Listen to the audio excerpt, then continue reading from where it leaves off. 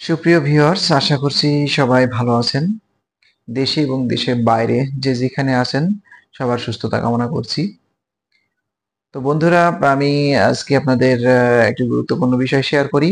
সেটা হলো আম আমাদের বাংলাদেশে যেসব সরকারি প্রাথমিক বিদ্যালয়গুলো রয়েছে, আ প্রতিটি সরকারি প্রাথমিক বিদ্যালয়েই শিশুদের জন্য যে উপবৃত্তি সরকার দিয়ে থাকে বিগত বেশ কিছু সময় ধরে। এর আগে ছিল খাদ্যর বিনিময়ে শিক্ষা, পরবর্তীতে নগদ অর্থ দেয়া শুরু হয় এবং একটা সময় ছিল নগদ অর্থ তারা ছাত্রছাত্রীদের হাতে তুলে দিত শিক্ষকগণ।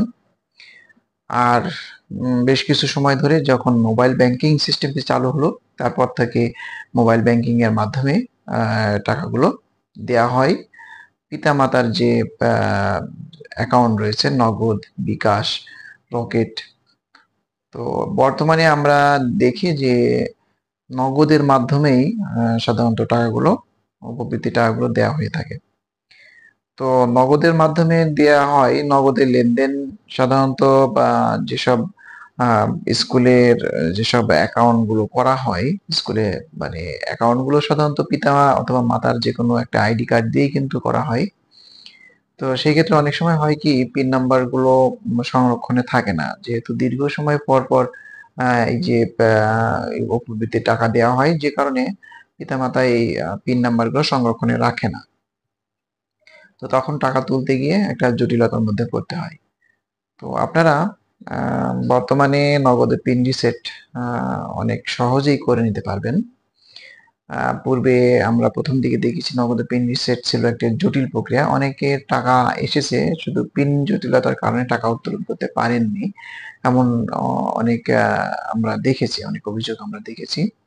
কারণ আমি নিজেই একজন যেহেতু নগদ উদ্যোক্তা, আমি এগুলো অনেক সময়ই ফলো করেছি যে এই ধরনের সমস্যা হয়েছে। আ এমনও দেখা গিয়েছে অনেকদিন পরে তার বাইরে কোথাও থেকে টাকা এসেছে নগদ অ্যাকাউন্টে, সেই টাকা উত্তোলন করতে গিয়ে দেখা যাচ্ছে টাকার অঙ্কটা অনেক বেশি। সেক্ষেত্রে দেখা যাচ্ছে আ অনেক টাকা। সে হয়তো ভাবছে যে আমাকে টাকা পাঠিয়েছে ১,০০০, কিন্তু এত টাকা কিভাবে হলো? তো এই টাকাগুলো সাধারণত দেখা যাচ্ছে উপবৃত্তি তাদের শিশুরা পেয়েছে আ আ দীর্ঘদিন সময় ধরে তারা উত্তোলন করতে পারেনি বা বুঝতে পারেনি। তো এ ধরনের সমস্যাগুলো আমরা দেখেছি আরকি। তো যাই হোক না কেন, বর্তমানে নগদে পিন রিসেটটা অনেকটা সহজ হয়েছে। তো আপনারা নগদে পিন রিসেট করার জন্য আ বর্তমান সহজ প্রক্রিয়াটি আপনাদের একটু শেয়ার করি। সেটা হলো ১৬১৬৭। ১৬১৬৭ তে আপনারা কল দিবেন। দেওয়ার পরে আপনাদেরকে জিজ্ঞেস করবে যে অ্যাকাউন্টটি কার নামে রয়েছে। তো অনেক সময়তেই বর্তমানে যেসব উপবৃত্তি যে অ্যাকাউন্ট গুলো রয়েছে সাধারণত তারা এনআইডি নাম্বার এবং পিতামাতার নাম অতটা, এবং শিশুদের নামও খুব একটা বেশি গুরুত্ব সহকারে জিজ্ঞেস করে না। তো সেই ক্ষেত্রে তারা জানতে চায় যে আপনার কোনো টাকা এসেছে কিনা। আপনি বিগত ১ মাস বা ২ মাসে কোনো লেনদেন করেছেন কিনা। তো সাধারণত দেখা যাচ্ছে প্রবৃত্তি ৩ মাস বা ৬ মাস পর, পর দেয়া হয়ে থাকে। তো তখন আপনি সহজেই বলতে পারবেন যে আমার স্কুলের একটা টাকা অ্যাকাউন্ট আসার কথা ছিল। সেটা কত টাকা? আপনার এটা শ্রেণীভেদে ভাগ রয়েছে। একেক শ্রেণীতে কিন্তু একরকম টাকা দেওয়ার নিয়ম রয়েছে। তো আপনি ১ম এ ৳৯০০ বলবেন। আমি আপনাকে রিকমেন্ড করব যে আপনি ৳৯০০ বলবেন। ৳৯০০ যদি বলেন, তাহলে আপনাকে বলবে হয়তো যে আপনার তথ্যটি ম্যাচ করছে না। যে আমার ৳৯০০ আসার কথা ছিল। তাহলে আপনি বলবেন যে সরি, তাহলে ৳৪৫০ হবে। ঠিক আছে? ৳৪৫০ হবে। তো ২ টার যেকোনো একটা অ্যামাউন্ট আপনার ম্যাচ করবে, তখনই তারা পিন রিসেট এর জন্য আপনাকে সহযোগিতা করবে। কিভাবে সহযোগিতা করবে? তারা আপনাকে বলে দিবে যে আপনার আ পিনটি রিসেট করে দিয়েছি। সেক্ষেত্রে হবে কি, তারা কিন্তু কোনো ওটিপি কোড আপনার আ এই অ্যাকাউন্টে পাঠাবে না বা আপনার সিমে কিন্তু পাঠাবে না। সেটা কিভাবে রিসেট করবেন? রিসেট করবেন আ নগদ অ্যাকাউন্ট রিসেট বা নগদ অ্যাকাউন্ট চেক করার জন্য একটি কোড রয়েছে *167, *167#। এটা ডায়াল করলেই দেখবেন, যদি আপনার পিনটি নতুন রিসেট করার জন্য অনুমতি দিয়ে থাকে আপনাকে কাস্টমার কেয়ার থেকে, তাহলে আপনি *167# ডায়াল করার মতো নতুন একটি পিন কোড চাইবে।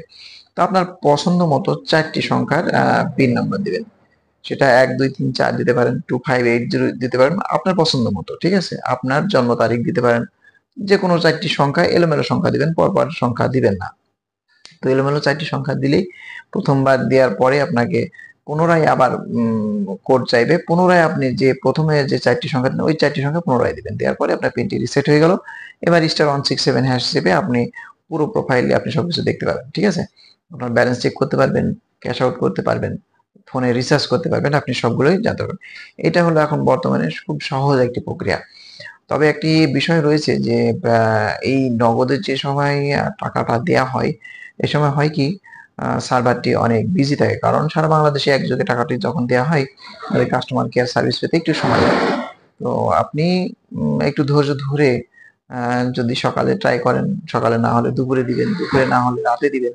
একটা সময় আপনাকে একটু ধৈর্য ধরে কল করে এই সার্ভিসটি নিতে হবে। আর যদি আপনি এভাবে না সুবিধা মনে করেন যে আপনি এভাবে হচ্ছে না বা পারছেন না, তাহলে হবে আপনার নিকটস্থ জেলায় যেসব পোস্ট অফিস রয়েছে, প্রধান ডাকঘর আর কি যেখানে বলা হয় প্রধান ডাকঘর, ঠিক আছে? পোস্ট অফিস প্রত্যেকটি জেলাতেই প্রধান ডাকঘর রয়েছে। অথবা উপজেলাতে কাস্টমার কেয়ার রয়েছে নগদের। যদি কাস্টমার কেয়ার না থাকে, আপনি সরাসরি আপনার যে জেলায় প্রধান ডাকঘর রয়েছে আপনি ডাকঘরে যাবেন, সেখানে আপনি নগদের কাস্টমার কেয়ার পাবেন। বর্তমানে এই সার্ভিসটি প্রতিটা জেলাতেই আসলে দেওয়া হয়েছে। সুতরাং আপনার সমস্যাটি সেখানে গেলে খুব সহজে সমাধান হবে। আপনার এনআইডি কার্ড নিয়ে যাবেন, আপনার ওই সিমটা নিয়ে যাবেন, তাহলেই আপনি সেখান থেকে আপনার এই নগদে পিন রিসেট করে টাকাটা সেখানেই উত্তোলন করতে পারেন, অথবা আপনি অন্য জায়গা থেকে উত্তোলন করতে পারবেন। এই দুইটা প্রক্রিয়া রয়েছে। আর আরো একটি প্রক্রিয়া রয়েছে, সেটা হলো *167# ডায়াল করে পিন রিসেটের নিচে একটি অপশন রয়েছে একদম সর্বশেষে, দেখবেন 7 নম্বর অপশনে বা 8 নম্বর অপশনে। তো ওখানে পিন রিসেট একটা অপশন রয়েছে, সেখানে আপনার এনআইডি কার্ড দিয়ে যদি অ্যাকাউন্টটি খোলা থাকে, তাহলে তবে আপনি কিন্তু এই পিন রিসেটটি মানে আপনার নগদ অ্যাকাউন্টে পিন রিসেট করতে পারবেন। তাছাড়া তথ্য ম্যাচ করবে না। এটা একটি যেহেতু অনেকদিন আগে অ্যাকাউন্ট খুলেছেন, মনে নেই যে আপনার পরিবারের কোন সদস্যর মাধ্যমে অ্যাকাউন্টটি খুলেছিলেন। যদি আপনার সঠিক তথ্য জানা থাকে, তাহলে আপনি কিন্তু এভাবে পিন রিসেটটি করে নিতে পারবেন। তো বন্ধুরা, এছাড়াও আমার ইউটিউব চ্যানেলে আমি আমার এই ডেসক্রিপশন বক্সে লিংক দিয়ে রাখবো বেশ কিছু ধাপের, কিভাবে আপনি পিন রিসেট করবেন। আপনি সেখান থেকে দেখে দেখে পিন রিসেট করে নিতে পারবেন খুব সহজেই। তো নগদের বিষয়ে আজকে ছিল এই পর্যন্তই বন্ধুরা। তো আপনারা যারা আমার চ্যানেলে নতুন আছেন, অবশ্যই চ্যানেলটি সাবস্ক্রাইব করবেন এবং ভিডিওটি ভালো লাগলে লাইক এবং শেয়ার করতে ভুলবেন না।